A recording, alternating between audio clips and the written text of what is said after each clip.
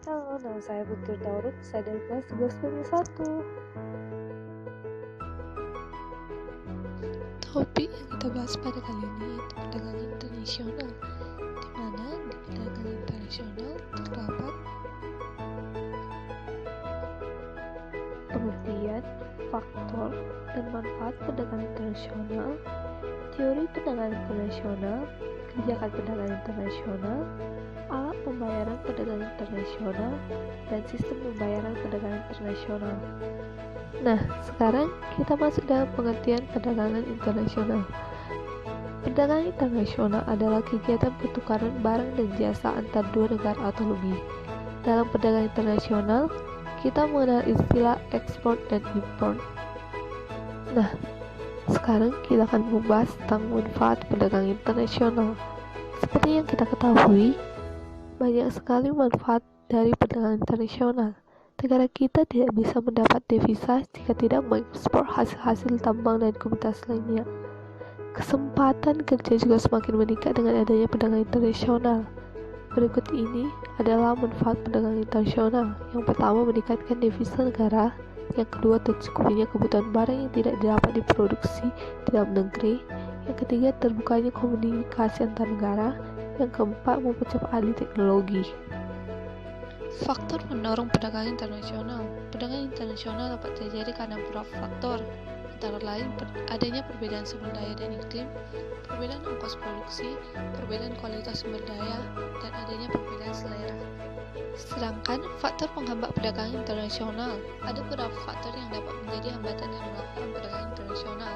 Faktor-faktor ini antara lain, yang pertama, tidak amannya suatu negara. Jika suatu negara tidak aman, para pedagangnya beralih ke negara lain yang lebih aman. Yang kedua, kebijakan ekonomi internasional oleh pemerintah. Adanya beberapa kebijakan ekonomi suatu negara yang menghambat kelancaran perdagangan internasional, misalnya pembatasan jumlah impor, pungutan biaya impor dan ekspor yang tinggi, perizinan yang berbelit-belit. Yang ketiga, tidak stabilnya kurs mata uang asing. Kurs mata uang asing yang tidak stabil membuat para eksportir dan importir mengalami kesulitan untuk menentukan harga valuta asing. Kesulitan tersebut berdampak pula terhadap harga penawaran maupun permintaan dalam perdagangan. Poin pembahasan kita yang selanjutnya yaitu teori perdagangan internasional. Tahukah kamu bahwa pada hakikatnya perdagangan internasional itu hampir sama prinsipnya dengan barter? Di manakah letak samaannya? Perdagangan internasional terjadi karena adanya perbedaan keunggulan antar negara yang berdagang. Ada dua keunggulan di bidang perdagangan internasional. Yang pertama, keuntungan mutlak dan keuntungan komparatif. Keuntungan inilah yang melahirkan teori perdagangan internasional. Poin yang selanjutnya yaitu teori keuntungan mutlak. Teori ini disampaikan oleh Adam Smith. Teori ini menyatakan bahwa suatu negara akan melakukan perdagangan internasional bila negara tersebut memiliki keuntungan mutlak di salah satu barang. Contohnya bisa kita lihat pada tabel berikut. Negara Indonesia dapat memproduksi padi sebesar 40 kg dan radio 20 unit, sedangkan Jepang dapat memproduksi padi 40 kg dan radio 80 unit. Indonesia unggul mutlak dibandingkan Jepang dalam produksi padi, dan Jepang unggul mutlak dalam produksi radio. Inilah yang dinamakan dengan teori keuntungan mutlak. Yang kedua yaitu teori keunggulan komparatif yang dikemukakan oleh David Ricardo, yang dimana sebelumnya Adam Smith yang mengemukakan teori keunggulan mutlak menekankan bahwa perdagangan internasional terjadi jika ada keunggulan mutlak. Murid Adam Smith, David Ricardo melengkapi teori barunya dengan menyatakan bahwa perbedaan keunggulan komparatif juga dapat memberi keuntungan. Dia menyampaikan bahwa perdagangan internasional terjadi jika suatu negara memiliki keunggulan mutlak pada semua jenis barang. Perdagangan akan tetap terjadi karena biaya relatif untuk memproduksi barang-barang kedua negara berbeda. Contoh, negara Indonesia dengan Jepang. Indonesia memproduksi padi 100 dan radio 20 unit. Dasar tukar dalam negeri 5:1. Sedangkan Jepang memproduksi padi 40, radio 80. Dasar tukar dalam negeri 2:1. Kesimpulannya yaitu Indonesia melakukan spesialisasi untuk memproduksi padi dan Jepang memproduksi radio. Oleh karena itu, setelah dilakukannya perdagangan internasional, kedua negara mendapatkan keuntungan. Dan inilah yang dinamakan dengan teori keunggulan komparatif. Yang Yang selanjutnya yaitu kebijakan perdagangan internasional. Kebijakan perdagangan internasional adalah rangkaian tindakan yang akan diambil untuk mengatasi kesulitan atau masalah hubungan perdagangan internasional guna melindungi kepentingan nasional. Jenis-jenis kebijakan perdagangan internasional. Yang pertama, kebijakan proteksi. Kebijakan yang ditujukan untuk melindungi produk dalam negeri. Kebijakan ini dapat dilakukan dengan cara yang pertama, larangan impor barang tertentu. Yang kedua, penetapan biaya tarif. Yang ketiga, penetapan kuota impor. Yang keempat, pemberian premi dan subsidi pengendalian mata uang. Kedua yaitu kebijakan politik dumping. Kebijakan yang menetapkan harga jual di luar negeri lebih murah dari dalam negeri. Tujuan dari kebijakan ini adalah untuk merubah harga pasar di luar negeri. Kebijakan yang lainnya yaitu politik dagang bebas. Politik dagang bebas merupakan suatu kebijakan yang membuat masing-masing pemerintah memberi kebebasan dalam ekspor dan impor. Kebebasan dalam perdagangan ini akan membawa beberapa keuntungan seperti mutu barang yang tinggi dan harga yang relatif. Yang selanjutnya yaitu alat bayar perdagangan internasional yang disebut devisa. Jenis devisa bagi menjadi dua, devisa umum dapat diperoleh dari perdagangan barang, jasa pariwisata, obat tenaga kerja di luar negeri, serta uang uang, dan devisa kredit dapat diperoleh dari pinjaman luar negeri.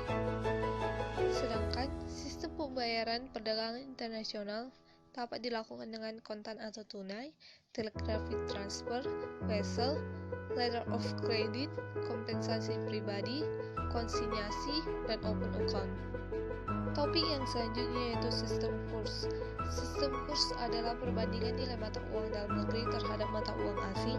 Kita akan membahas tentang jenis sistem kurs dan juga jenis kurs. Yang pertama, kita akan membahas jenis sistem kurs yang dibagi menjadi dua. Sistem kurs tetap adalah sistem nilai tukar mata uang suatu negara terhadap mata uang negara lain yang ditentukan oleh pemerintah.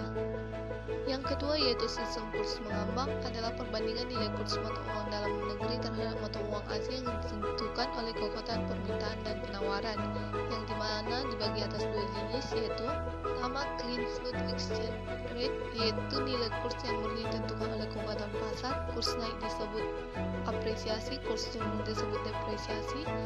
Yang kedua, dirty float exchange rate, yaitu sistem nilai kurs yang ditentukan pasar tetapi ada intervensi pemerintah. Kurs naik disebut revaluasi, kurs turun disebut devaluasi. Yang selanjutnya yaitu jenis kurs. Yang pertama, kurs beli. Digunakan saat pihak penawar uang melakukan transaksi beli terhadap mata uang asing. Contoh, saat Tuan Obama akan menukarkan uang US dollar yang dimilikinya untuk memperoleh rupiah untuk kebutuhan liburan di Tarutung.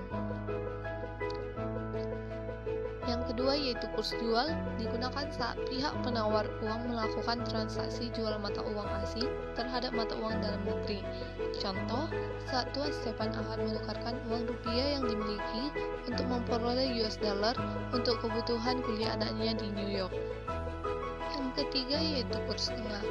Kurs tengah biasanya digunakan oleh pemerintah multinasional yang menggunakan laporan keuangan perusahaannya dengan satuan moneter mata uang asing. Kurs tengah yaitu kurs beli ditambah kurs jual dibagi dua.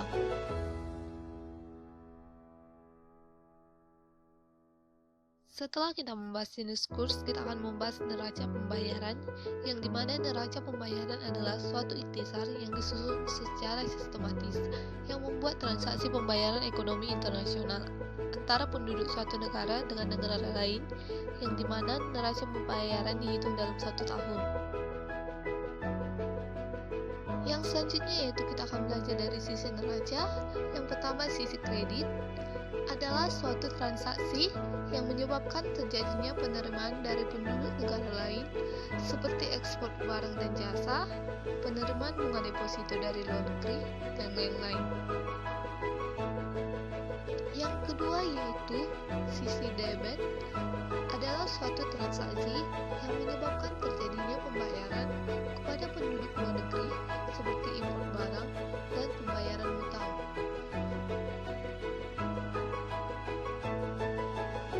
Yang berikutnya yaitu sisi debit adalah suatu transaksi yang menyebabkan terjadinya pembayaran kepada penduduk luar negeri seperti impor barang dan pembayaran hutang. Yang selanjutnya yaitu jenis transaksi dalam neraca pembayaran. Yang pertama, transaksi dagang. Yang kedua, transaksi pendapatan modal. Yang ketiga, transaksi unilateral. Yang keempat, transaksi penanaman modal langsung. Yang kelima, transaksi utang piutang jangka panjang. Yang keenam, transaksi utang piutang jangka pendek. Yang ketujuh, transaksi lalu lintas moneter. Selanjutnya yaitu sifat neraca pembayaran. Yang pertama, neraca pembayaran defisit, debit lebih besar dari kredit. Yang kedua, neraca pembayaran surplus, debit lebih kecil dari kredit. Yang ketiga, neraca pembayaran berimbang, debit sama dengan kredit. Sekian video kali ini. Terima kasih.